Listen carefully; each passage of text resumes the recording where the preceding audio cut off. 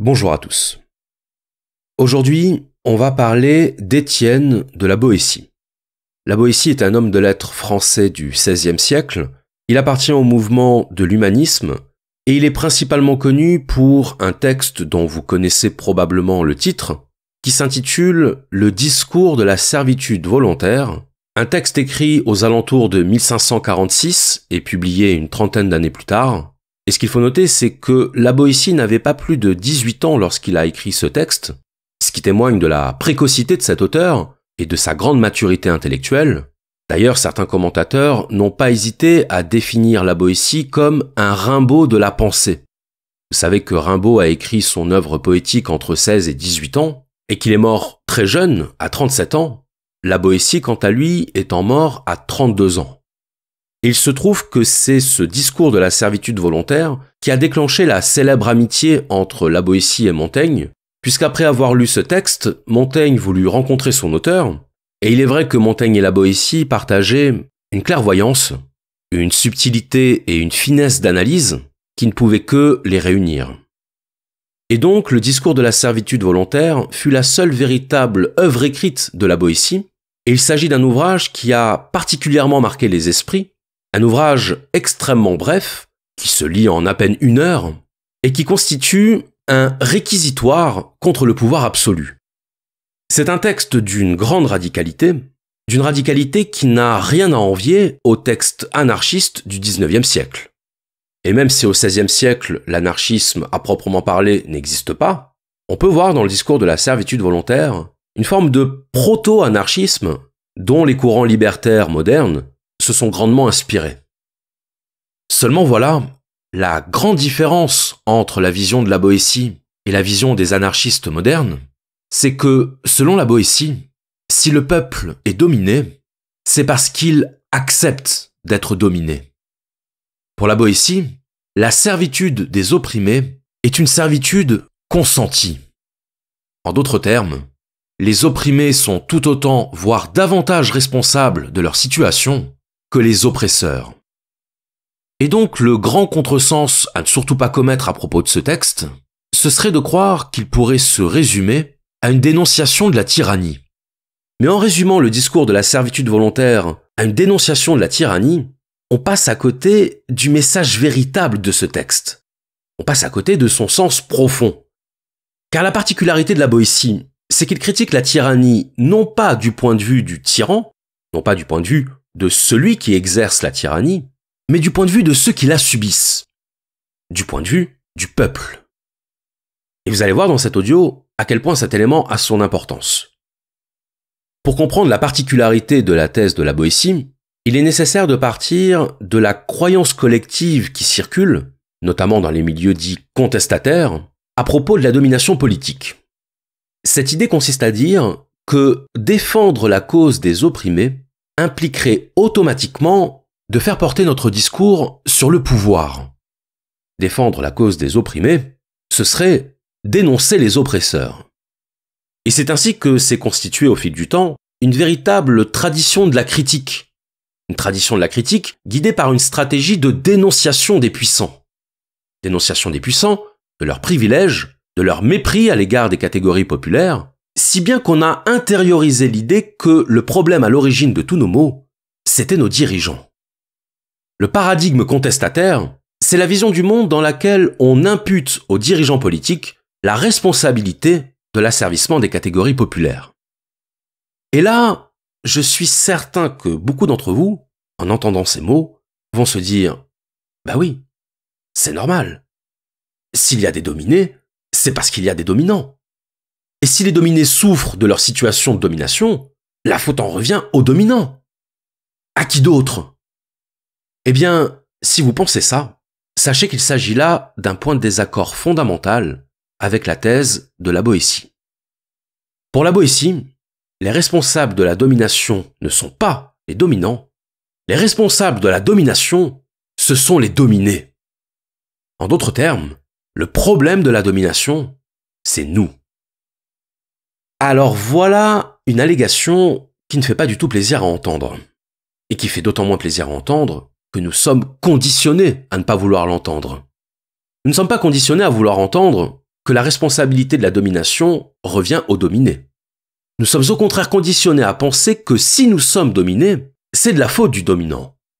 Et que s'auto-attribuer la responsabilité de notre domination, c'est ajouter l'injure à l'injustice. Et c'est la raison pour laquelle le discours de la servitude volontaire est un texte choc. Un texte radical, au sens étymologique, radical signifiant qui prend les choses à la racine. Et la racine, c'est ce qui est enfoui dans les profondeurs. Or, il est enfoui dans les profondeurs de notre esprit une croyance indéracinable dans la responsabilité des dirigeants de la domination des opprimés. Ce qu'accomplit la Boétie dans son discours, ce n'est rien moins que le déracinement de cette croyance originelle. Et donc, si on veut comprendre la démarche de la Boétie, il faut comprendre que, contrairement à la plupart des porte-paroles des opprimés, la Boétie ne cherche pas un objet de complainte. Il ne cherche pas un coupable extérieur. Parce que reprocher à l'oppresseur d'être un oppresseur, ça ne fait pas avancer la cause des opprimés. Et parce qu'il ne dépend pas de nous que le pouvoir veuille nous opprimer. Ce qui dépend de nous, c'est d'accepter ou non d'être des opprimés. Et là, on retrouve en filigrane le précepte des stoïciens. Le précepte qui nous recommande de nous soucier uniquement de ce qui dépend de nous. Et de ne pas nous soucier de ce qui ne dépend pas de nous. Or, il ne dépend pas de nous que le pouvoir veuille nous opprimer. En revanche, il dépend entièrement de nous laisser opprimer. Alors oui, c'est très confortable d'avoir un coupable à désigner. Ça permet de se décharger de la responsabilité de la situation qu'on subit. Mais la question est-ce que c'est rendre service au peuple que de lui faire croire qu'il n'a aucune influence dans la situation qu'il subit? Est-ce que c'est rendre service au peuple que de continuer à pointer un responsable du doigt, alors même que cette condamnation n'aura aucun effet sur la situation objective du peuple? Désigner le pouvoir comme coupable de la servitude du peuple, ce n'est ni rendre service au peuple, ni lui rendre hommage. Car alors, c'est nier aux individus leur pouvoir d'autodétermination. C'est considérer les individus comme des êtres sans puissance et sans volonté. Et c'est là que se trouve la véritable injure. L'injure de l'infantilisation. L'injure de la déresponsabilisation. De la déshumanisation. Il y a donc un point de rupture absolument fondamental entre le proto-anarchisme de la Boétie et le pseudo-anarchisme démagogue et victimaire. Celui qui ôte au sujet dominé toute capacité d'autodétermination. Et qui préfère dénoncer le bafouement des droits qu'inciter à la prise en charge de soi. Parce que la Boétie n'est pas là pour dire aux méchants qu'ils sont méchants. Il est là pour dire aux victimes des méchants qu'ils ne sont pas des victimes. Que s'ils sont des victimes, c'est parce qu'ils le veulent bien. Et qu'aussi longtemps qu'ils se poseront en victimes, ils resteront des victimes. Aussi longtemps qu'ils se poseront en victimes, ils repousseront le moment de s'affranchir de leurs conditions de dominés. Parce que dénoncer, c'est bien beau, mais qu'est-ce que ça apporte dans les faits?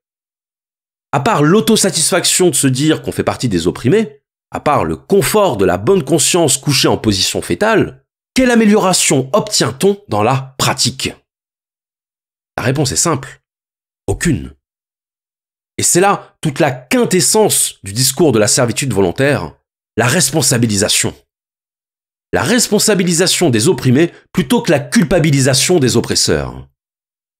Parce qu'on aura beau retourner le problème dans tous les sens, aussi longtemps qu'on attendra des oppresseurs qu'ils cessent d'être des oppresseurs, on restera des opprimés.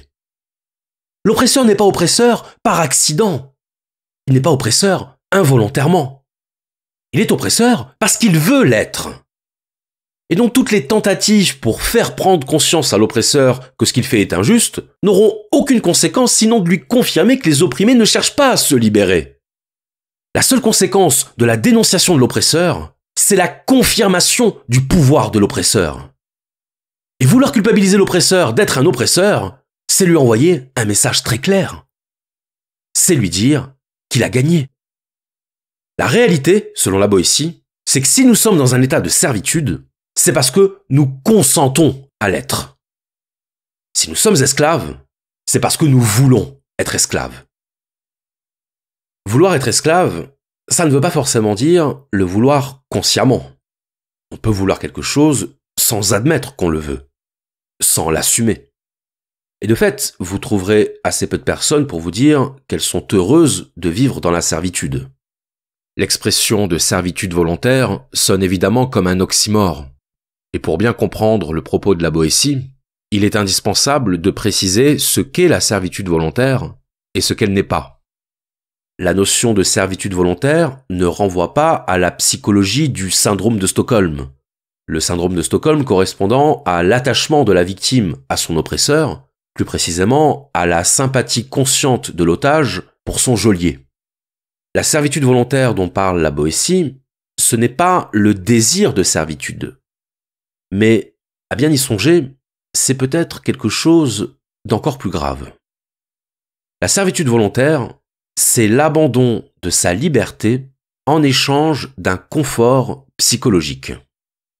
La servitude volontaire, c'est trouver un intérêt à se soumettre. Et il y a plusieurs intérêts à se soumettre au pouvoir.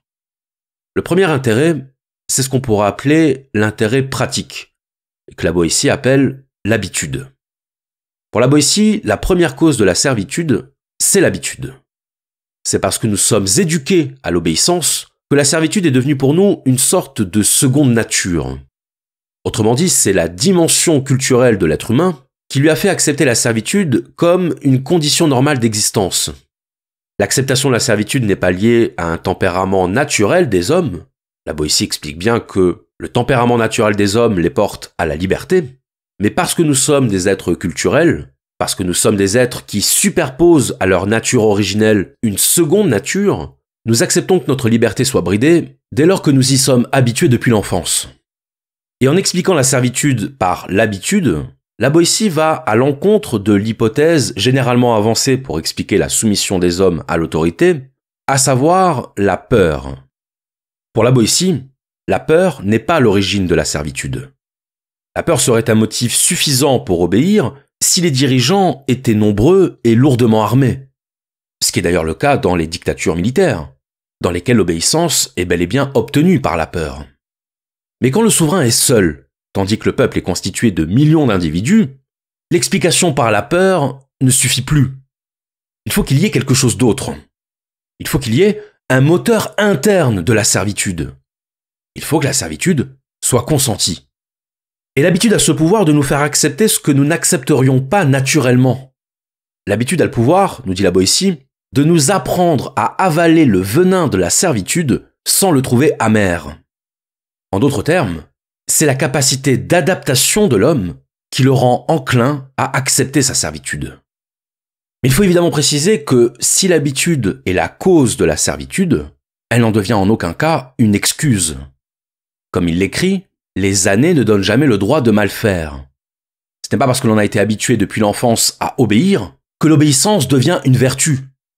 Ce n'est pas parce que l'on s'est habitué à ce que notre liberté soit bridée que l'on a raison de laisser notre liberté être bridée. Le deuxième intérêt à la soumission au pouvoir, c'est celui que j'évoquais précédemment, à savoir l'intérêt psychologique. Autrement dit, le confort intellectuel de pouvoir se positionner en victime de l'oppression, et ainsi d'avoir à sa disposition un coupable à désigner. Avoir un coupable à désigner, c'est ne plus porter le poids de la responsabilité de notre condition. C'est avoir entre les mains un joker de libération mentale. Parce qu'avoir un coupable à désigner nous dispense d'avoir à sortir de notre condition de victime. Et on peut alors convertir notre passivité pratique en gratification symbolique. Puisqu'être victime, c'est se rendre disponible à l'attention et à la compassion d'autrui. Se positionner en victime, c'est se dispenser d'avoir à mettre en œuvre des solutions pour sortir de sa condition de victime. Et on peut construire un barrage anti-solution autour de soi pour se garantir le maintien dans notre situation de victime.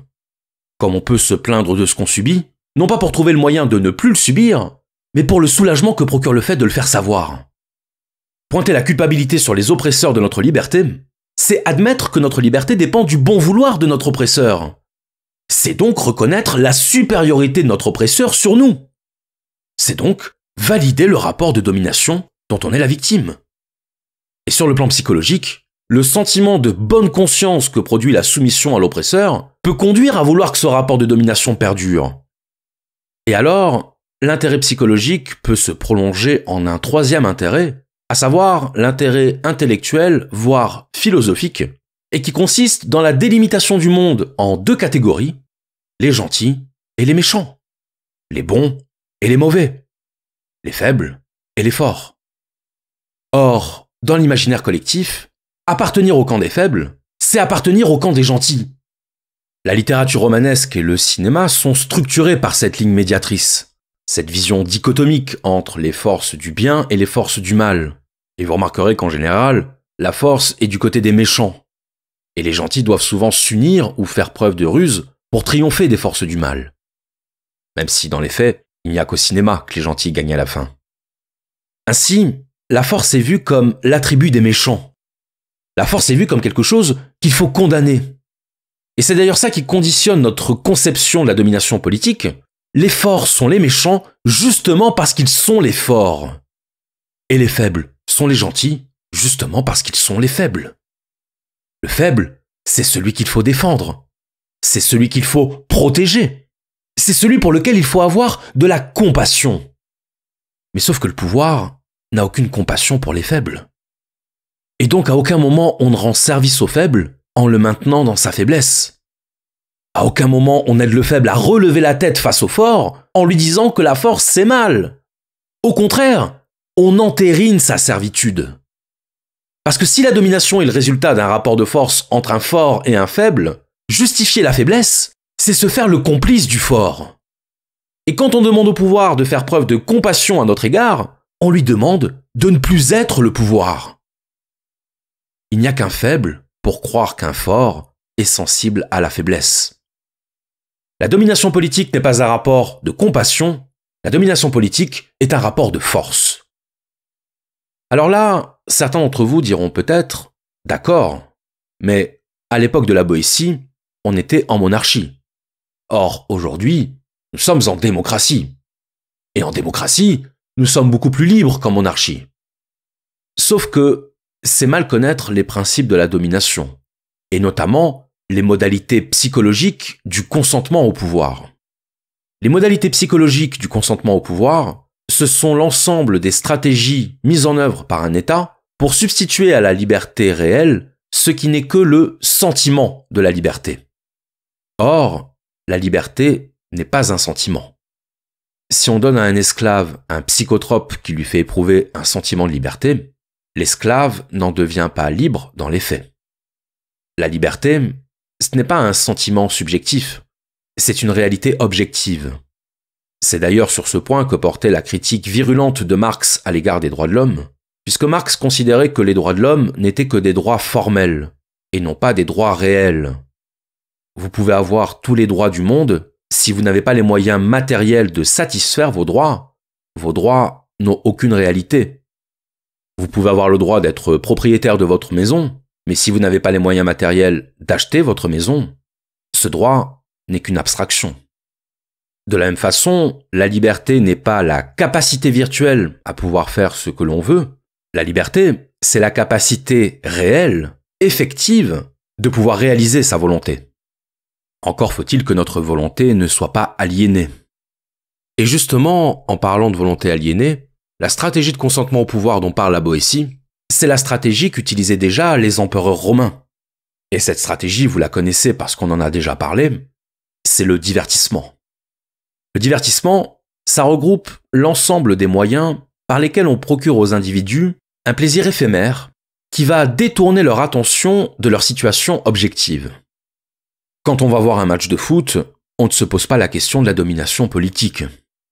Quand on est sous l'emprise d'une drogue, ou quand on fait du shopping, ou quand on regarde un film porno, on ne se pose pas la question de la domination politique. Et la Boétie montre bien que cette stratégie a un double intérêt, car en plus de détourner l'attention du peuple de sa servitude, elle induit ce qu'il appelle un amollissement de la volonté.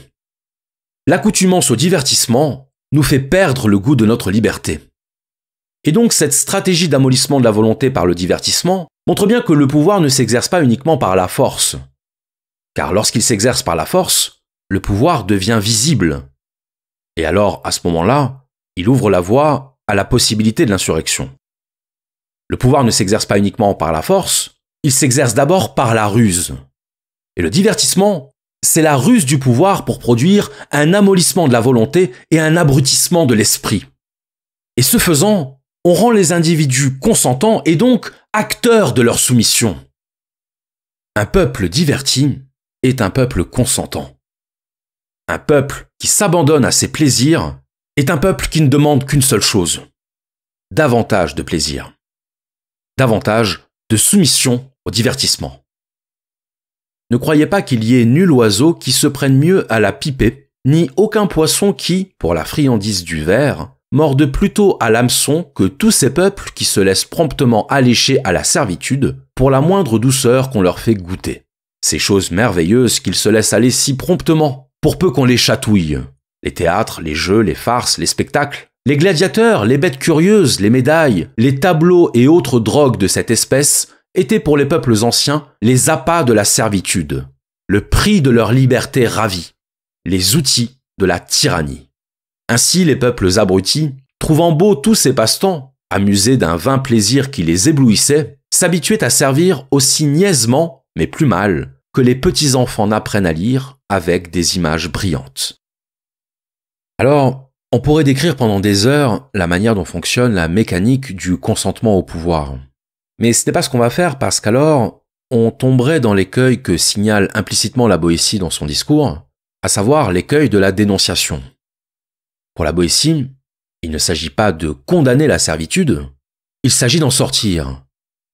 Et pour lui, le seul moyen de sortir de la servitude, la seule et unique façon de devenir des êtres libres, c'est de cesser d'obéir. Alors vous allez me dire, la belle affaire, c'est un peu évident.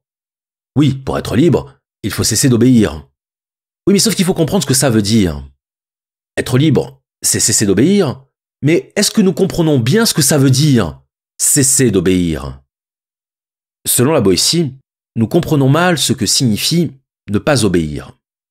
Parce que nous sommes tellement accoutumés à notre servitude que nous imaginons que pour être plus libres que nous ne le sommes, nous devrions nous battre. Nous imaginons que la liberté s'obtient par des actes. Or, cesser d'obéir, ce n'est pas agir, c'est au contraire cesser d'agir. Désobéir, ce n'est pas faire quelque chose, c'est cesser de faire quelque chose. Or, remarquez comme notre imaginaire est façonné par l'idée d'une liberté conquise par la lutte. Remarquez comme la liberté est associée dans notre esprit à des images de violence et à des scènes d'insurrection. Constatez à quel point les éléments de langage utilisés par les prétendus défenseurs de l'émancipation sont systématiquement reliés à une mythologie du combat. Lutter pour ses droits, combattre les injustices, résister à l'oppression. Mais ce que dit la Boétie, c'est que la liberté, on ne l'obtient pas par des actes. On ne se débarrasse pas d'un fardeau en le combattant. On s'en débarrasse en le lâchant. Être libre, ce n'est pas vociférer à l'oreille des dirigeants. Ce n'est pas les menacer de mettre le feu aux poubelles. Parce que de toute façon, les poubelles, c'est nous qui allons les payer. Être libre, c'est désobéir. Être libre, c'est cesser d'agir conformément à la volonté du pouvoir. Et c'est ça qui fait dire à la Boétie que dès lors qu'on cesse d'obéir au pouvoir, sans violence, sans agressivité, juste cesser d'agir selon sa volonté, alors le pouvoir est nu. Le pouvoir est démuni. Parce que le pouvoir a besoin de notre participation active. Et parce que combattre le pouvoir, c'est encore le nourrir. C'est le légitimer comme pouvoir. C'est le valider comme pouvoir. Combattre le pouvoir, c'est se placer dans la situation de l'opprimé qui réclame au pouvoir les miettes de sa liberté. Le pouvoir ne peut opprimer que des opprimés consentants. Le pouvoir ne peut avoir comme esclaves que des esclaves volontaires. Mais dès lors qu'il n'y a plus d'opprimés, il n'y a plus d'oppresseurs. Et ce n'est pas en faisant disparaître les oppresseurs qu'on cesse d'être opprimé. C'est en cessant de se conduire en opprimé qu'on fera disparaître les oppresseurs. Et c'est ce raisonnement qui conduit la Boétie à écrire cette célèbre phrase qui résume tout. « Soyez résolus à ne plus servir, et vous voilà libre. » La théorie de l'émancipation de la Boétie tient en un raisonnement simple. Un raisonnement qui annonce près de 3 siècles en avance ce que Hegel appellera la dialectique du maître et de l'esclave, et qui consiste à mettre en lumière le fait que l'oppresseur est davantage dépendant de l'opprimé que l'opprimé ne l'est de l'oppresseur. En d'autres termes, le pouvoir a davantage besoin de nous que nous n'avons besoin de lui. Et c'est ce qui fait que, paradoxalement, le recouvrement de notre liberté ne passe pas par l'action révolutionnaire, mais par le retrait de l'action servile. Alors bien sûr, la Boétie ne cache pas son admiration pour les héros guerriers de l'Antiquité qui étaient prêts au sacrifice pour défendre leur liberté. La Boétie partage avec Rousseau ce goût de la vertu antique qui passe parfois par l'usage des armes, et il serait contrefactuel de dire que dans l'histoire, la conquête de la liberté n'a jamais emprunté la voie de la révolte ou du combat révolutionnaire. Mais le fait est que cette lecture des rapports de domination, avec d'un côté les oppresseurs et de l'autre les opprimés, a tendance à nous faire oublier cette dialectique de l'interdépendance oppresseur-opprimé qui nous invite à désessentialiser notre état de servitude, à ne plus le considérer comme une fatalité héritée à la naissance, mais comme un mode d'être que l'on peut accepter ou refuser. Et parce qu'une bonne citation vaut mieux qu'une longue explication, je vais vous lire un passage du discours de la servitude volontaire dans lequel la Boétie exprime parfaitement ce rapport d'interdépendance de l'oppresseur et de l'opprimé. Je cite. « Or, ce tyran seul, il n'est pas besoin de le combattre, ni de l'abattre. Il est défait de lui-même, pourvu que le pays ne consente point à sa servitude. Il ne s'agit pas de lui ôter quelque chose, mais de ne rien lui donner. Pas besoin que le pays se mette en peine de faire rien pour soi, pourvu qu'il ne fasse rien contre soi. Ce sont donc les peuples eux-mêmes qui se laissent, ou plutôt qui se font malmener, puisqu'ils en seraient quittes en cessant de servir. C'est le peuple qui s'asservit et qui se coupe la gorge, qui, pouvant choisir d'être soumis ou d'être libre, repousse la liberté et prend le joug, qui consent à son mal, ou plutôt qui le recherche.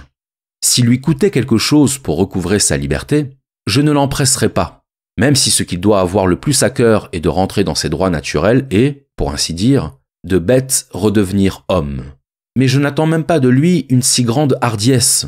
J'admets qu'il aime mieux je ne sais quelle assurance de vivre misérablement qu'un espoir douteux de vivre comme il l'entend. Mais quoi ?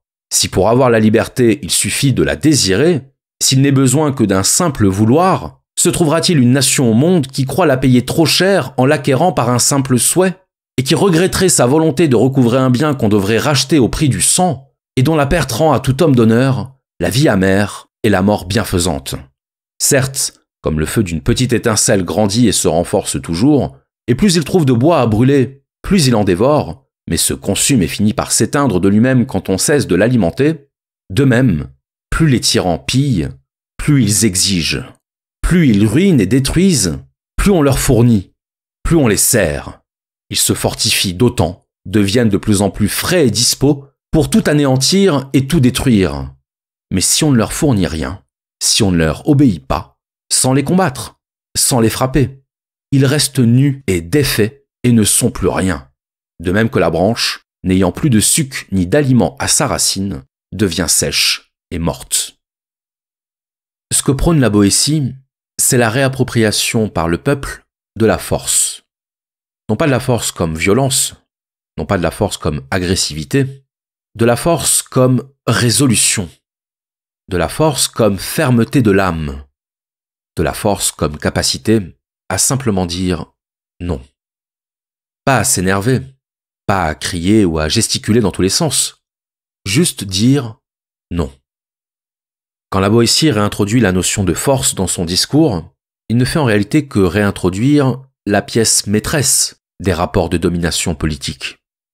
Et si cette idée dérange nos esprits, c'est parce qu'elle est un coup de réalisme dans le visage de l'idéalisme. Rappelez-vous, dans l'épisode sur le pragmatisme de William James, on avait parlé de cette tendance naturelle à admirer l'idéal, à admirer l'abstraction. L'idéalisme, c'est notre désir de nous réfugier dans la perfection de l'idéal et de fuir la réalité parce qu'elle ne nous semble pas digne d'admiration. Au réalisme des rapports de force, nous préférons l'élégance de la formule sur tableau noir. Sauf que la réalité n'est pas un tableau noir. Le problème du peuple qui se plaint de sa servitude, c'est son absence de réalisme. C'est son absence de pragmatisme. C'est cet idéalisme qui conduit à croire qu'il suffirait d'informer les dirigeants qu'ils asservissent le peuple pour qu'aussitôt ils cessent de l'asservir. Ou qu'il faudrait théoriser un modèle politique juste et vertueux pour qu'aussitôt les dirigeants se mettent à l'appliquer. Mais enfin, vous pouvez dessiner le plus beau modèle politique sur un tableau noir. Tant que vous n'avez pas le pouvoir, votre modèle politique, ce n'est qu'un dessin. Se demander ce que serait le système politique idéal, alors même que le pouvoir d'imposer ce modèle est égal à 0, ça n'a aucun intérêt.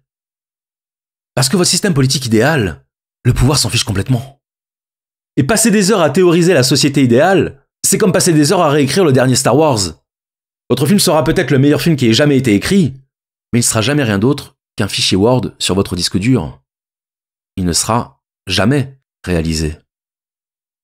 La Boétie n'a que 16 ans lorsqu'il écrit son discours de la servitude volontaire, et pourtant, peut-être parce qu'il a lu les Anciens et Machiavel, il ne se fait aucune illusion sur la réalité du pouvoir politique. Car par définition, le but du pouvoir, c'est de soumettre. La soumission n'est pas un accident du pouvoir. La soumission n'est pas un effet malencontreux d'une dérive autoritaire. C'est l'essence même du pouvoir. Et croire que le pouvoir pourrait déroger à ce principe, croire que le pouvoir pourrait vouloir notre liberté et notre émancipation, relève du pur fantasme. La seule chose que peut éventuellement faire le pouvoir, c'est faire en sorte de diminuer la sensation de sa pression sur notre liberté.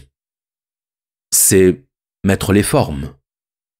C'est enrober le réalisme de la servitude par le formalisme du sentiment de liberté. Et c'est amusant de voir comme nous nous montrons parfois très méfiants à l'égard des gens qui partagent notre condition, et en même temps très confiants à l'égard de ceux dont le métier est de nous asservir. Ceux, comme l'écrit la Boétie, qui, avant de commettre leurs crimes les plus graves, les font toujours précéder de quelques jolis discours sur le bien public et le soulagement des malheureux. Le tyran n'est pas quelqu'un qui ignore qu'il est un tyran. Le pouvoir n'ignore pas qu'il est le pouvoir. Il est conscient de lui-même. Et il n'attend pas qu'on lui signifie qu'il est le pouvoir pour renoncer à l'être. Le pouvoir, c'est une bataille de force, pas de concept. Et un concept n'a d'efficience que pour autant qu'il est soutenu par une puissance d'incarnation.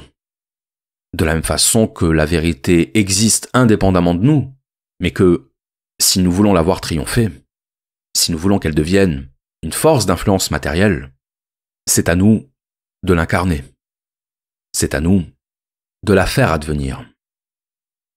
Je terminerai cet audio en vous lisant un dernier extrait du discours de la servitude volontaire, un extrait qui, je pense, résume mieux que je n'aurais su le faire la vision de la Boétie. Je cite. « Pauvres gens misérables, peuples insensés, nation opiniâtre à votre mal et aveugle à votre bien. Vous vous laissez enlever sous vos yeux le plus beau et le plus clair de votre revenu. Vous laissez piller vos champs, voler et dépouiller vos maisons, des vieux meubles de vos ancêtres.